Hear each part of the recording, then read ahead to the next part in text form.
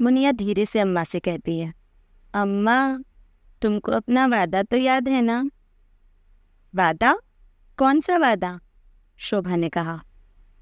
मुनिया फिर धीरे से बोली, पूरियों वाला वादा। शोभा सवालिया अंदाज में बोली, पूरियों वाला वादा? ये भला कौन सा वादा है? मुनिया फिर मासूमियत के साथ बोल पड़ी, अम्मा तुम भूल गई। शोभा भी मुनिया को पुचकारते हुए कहती है, अरे पहले बता दो तू किस वादे की बात कर रही है? मुनिया हड़बड़ाहट में कहती है, अम्मा तुम्ही ने तो सुबह बाजार जाते हुए कहा था कि आज तुम ढेर सारी पूरियां बनाओगी, पर अब तक तुमने पूरियां नहीं बनाई। शोभा मुस्कुराते हुए बोली, अच्छा तो उस वादे की बात हो रही है? नहीं, मैं तो अपना वादा बिल्कुल भी नहीं भूली। पर मेरी लाडो, शाम होने में भी बहुत वक्त है, शाम को जी भर के खा लेना पूरियां। अम्मा की बात सुन मुनिया छोटा सा चेहरा लिए अम्मा की ओर देखने लग जाती है। शोभा मुनिया का उतरा चेहरा देख फिर बोल पड़ती है, अच्छा बता अभी क्या खाएंगी तू? मुनिया धीमी आवाज में कहती है, अभी भूख नहीं है, सुबह बाजार में समोसा खाया था मैंने, पर अगर तुम अभी पूरियां बना दोगी तो मैं खा लूंगी। अच्छा तो तूने समोसा खाया है, इसीलिए अब तक तूने खाने के लिए कुछ नहीं मांगा, और अब जो ये पूरियां मांग रही है तू, ये किस पेट में डालेंगी? शोभा ने सवालिया अंदाज में पूछा। मुनिया बड़ी ही मासूमियत के साथ जवाब देती है, अम्मा तुम अगर पूरियां बना दो तो मैं अपने पेट में जगह बना लूंगी। मुनिया का जवाब सुन शोभा खिलखिलाते हुए कहती है, अरे मेरी पूरियों की दीवानी, शाम तक ठहर जा, पूजा हो जाने दे, फिर खूब जी भर के खा लेना पूरियां, तब ना रोकूंगी तुझे, जितनी चाहिए उतनी खा लेना बस।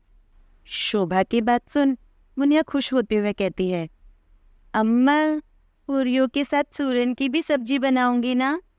हाँ हाँ सूरन की भी सब्जी बनाऊंगी। अब जा मुझे काम करने दे, और देख तो जरा तेरे बाबूजी क्या कर रहे हैं। तो इस तरफ गिरिधर ने भी पूरे घर के दरवाजों में, जहाँ पहले से ही आम के पत्तों के तोरण लगे हुए थे, उन पर फूलों के भी तोरण लगा दिए थे। पूरा घर फूलों की खुशबू से महक उठा था। शाम हो चली थी, पूजा की लगभग सारी तैयारियां हो गई थी। इधर शोभा ने भी रसोई का सारा काम खत्म कर दिया था। उधर गिरधर ने भी पूजा में लगने वाला सारा सामान ठीक जगह पर रख दिया था। मुनिया भी पूरियां खाने के लिए बेसब्री से इंतजार कर रही थी। कुछ ही देर बाद सूरज पूरी तरह से ढल चुका था। तीनों ही पूजा घर में थे। आरती की थाल सजी हुई थी। शोभा जोत जला देती है। यूं ही कुछ देर पूजा होती रहती है। तीनों आरती गाते हैं। पूजा खत्म होती ही मुनिया झट से बोल पड़ती है, अम्मा क्या अब मैं पूरियां खा सकती हूँ? अब तो पूजा भी हो गई है। शोभा मुनिया की ओर देख मुस्कुराते हुए कहती है, जरा रुक जा लाडो, देवी माँ को भोग तो लगाने दे।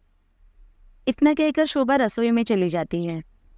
शोभा के वहां से जाते ही मुनिया बाऊजी से कहती है, बाऊजी अम्मा कितनी देर कर रही है? अब तक तो पूरियां ठंडी भी हो गई होंगी। गिरधर कुछ ना बोला, बस मुस्कुराते हुए मुनिया की ओर देखता रहा। कुछ ही देर बाद शोभा थाली लेकर आई। उसने माता रानी को भोग लगाया। अब मुनिया के सब्र का बांध टूट चुका था। अब वो फिर अम्मा से कहती है, अम्मा अब तो खाने दो। कहकर मुनिया छोटा सा मुंह बना लेती है। शोभा बड़े ही प्यार से मुनिया से कहती है, चल तुझे कुछ खाने के लिए देती हो। कुछ नहीं, मैं तो पूरियां और सूरन की सब्जी ही खाऊंगी। हाँ हाँ चल, पूरियां और सूरन की सब्जी ही खिलाती हूँ तुझे। शोभा ने मुस्कुराते हुए कहा। मुनिया के बाबूजी आप भी चलिए, आपको भी खाना परोस देती हूँ। कहकर शोभा मुनिया का हाथ पकड़े रसोई की ओर जाने लगती है। पीछे पीछे गिरधर भी जाने लगता है। शोभा ने आज ढेर सारे पकवान बनाए थे। पूरी, सूरन की सब्जी, खीर, पकोड़े, दाल चावल रोटी और भी बहुत कुछ। शोभा ने दोनों को खाना परोस दिया था। खाने की खुशबू से मुनिया का मन और भी ललचाने लगा था। मुनिया खाने की ओर देख मन ही मन मुस्कुराए जा रही थी। मुनिया से अब रुका नहीं जा रहा था। बिना एक पल का भी वक्त गवाए मुनिया पूरियों पर टूट पड़ी। उसने पूरियों का एक टुकड़ा मुंह में रखा और अपनी आंखें बंद कर वो पूरियों का स्वाद लेने लगी। अम्मा के हाथों से बनी पूरियाँ और सूरन की सब्जी का स्वाद उसके मुंह में घुल गया था। वो इस तरह खुश हो रही थी मानो इससे बड़ी खुशी उसकी जिंदगी में और दूसरी कोई ना हो। अम्मा के हाथों से बने खाने से मुनिया की पेट की ही नहीं बल्कि मन की भी भूख शांत होती। वो अपनी आंखें बंद कर पूरियों का स्वाद ले ही रही थी कि अचानक एक आवाज उसके कानों में पड़ती है। इसके साथ ही मनीषा अतीत की यादों से बाहर आ जाती है। आवाज फोन के रिंग की थी जो अभी भी बज ही रहा था। मनीषा फोन उठाकर देखती है। जयंत का ही कॉल आ रहा था। मनीषा कॉल उठाकर कहती है, हाँ जयंत बोलिए ना। दूसरी ओर से जयंत कहता है, कब से कॉल कर रहा हूँ, कहाँ थी तुम, सब ठीक तो है ना, और कॉल क्यों नहीं उठा रही थी तुम। मनीषा कहती है, हाँ वो मैं ज़रा कुछ काम में थी। मनीषा घड़ी की ओर देखते हुए जयंत से फिर बोल पड़ती है, 5 बज रहे हैं, आप कब तक घर लौटेंगे। मैं तो 1 घंटे में घर पहुंच जाऊंगा। वैसे तुमने पूजा की सारी तैयारियां तो कर ली है ना। जयंत ने कहा, हाँ आप बस जल्दी से घर आ जाइए। मनीषा बोली, हाँ ठीक है, कहकर जयंत कॉल कट कर देता है। कॉल कट होते ही मनीषा अपने आप से बड़बड़ाती है, मैं भी ना पता नहीं क्या क्या सोचती रहती हूँ। 5 बज गए हैं, अब तक तो खाना भी नहीं बना है, ध्रुव भी सो रहा है, तब तक मैं खाना बना लेती हूँ।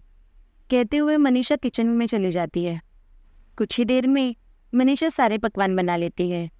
ध्रुव भी अब उठ चुका था और हॉल में ही खेल रहा था। मनीषा ध्रुव को दूध देते हुए कहती है, ध्रुव ये लो दूध पी लो बेटा।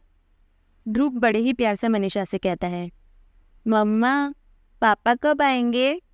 बस अभी आते ही होंगे, तुम तब तक दूध पी लो। मनीषा ने इतना कहा ही था कि दरवाजे की घंटी बजती है। मनीषा दरवाज़ा खोलती है। दरवाजे पर जयंत था। जयंत अंदर आते हुए कहता है, मनीषा ज़रा सी देर हो गई आज, मैं अभी फ्रेश होकर आता हूँ, फिर साथ में पूजा करेंगे। मनीषा जयंत के हाथों से टिफ़िन लेकर हाँ में सर हिला देती है। जयंत फ्रेश होने के लिए बेडरूम में चला जाता है। कुछ देर बाद तीनों पूजा घर में थे।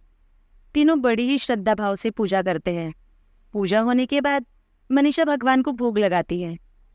पकवान से भरी थाली देख ध्रुव झट से बोल पड़ता है, मम्मा मुझे भूख लगी है। बस ध्रुव बेटा जाकर डाइनिंग पर बैठो, मैं भी खाना लगाती हूँ। ध्रुव से इतना कहकर मनीषा जयंत से कहती है, आप भी खाना खाएंगे ना। जयंत कहता है, हाँ मनीषा भूख तो मुझे भी ज़ोरों से लगी है, तुम फटाफट खाना लगा दो। कुछ ही देर में मनीषा डाइनिंग पर खाना लगा देती है। मनीषा ने आज खाने में बहुत कुछ बनाया था। गर्मा गर्म पूरियाँ, सूरन की सब्जी, चावल की खीर, पुलाव, बेसन के पकोड़े, कड़ी, रोटी और भी बहुत कुछ। इतने सारे पकवान देख ध्रुव का मन ललचाने लगता है। ध्रुव कहता है, मम्मा जल्दी दो, भूख लगी है। हाँ हाँ बस प्लेट ही लगा रही हो, मनीषा ने कहा। मनीषा तीनों की प्लेट लगा लेती है। ध्रुव तो बिना रुके ही खाना भी शुरू कर देता है। जयंत भी स्वाद ले लेकर खाना खाए जा रहा था। मनीषा पूरी का एक नेवाला तोड़कर मुंह तक लाती है, पर उसे मुंह में डालने से पहले ही मनीषा का हाथ रुक जाता है। वो जहाँ थी वही ठहर जाती है, मानो जिससे उसके लिए समय रुक सा गया हो। उसके मुस्कुराते हुए चेहरे पर अब एक गहरी खामोशी थी। उसकी आंखों में उदासी साफ देखी जा सकती थी। वो बुद्ध एक तक अपने हाथों के उसी पूरी के नेवाले को देखे जा रही थी।